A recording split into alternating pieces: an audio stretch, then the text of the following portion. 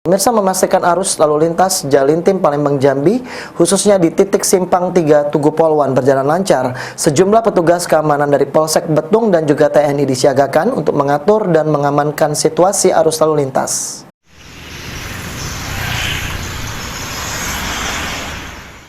Memastikan arus lalu lintas Palembang Jambi khususnya di titik Simpang 3 Tugu Polwan berjalan lancar, personel Polsek Betung dibantu TNI mengatur dan mengamankan situasi arus lalu lintas.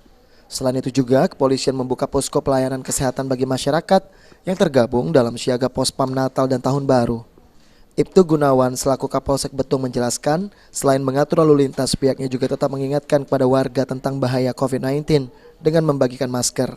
Polsek Betung dalam hal ini bersama rekan-rekan dari TNI Polri, Dinas Perhubungan, Pol PP, dan tenaga kesehatan dari Puskesmas Betung bergabung di Pospam Betung. Kami melaksanakan selesai gate apel pagi tadi, melaksanakan kegiatan diantaranya pengaturan lalu lintas dan pembagian masker guna membagikan masker kepada masyarakat ataupun pengguna jalan mudik yang melintasi Pospam Betung.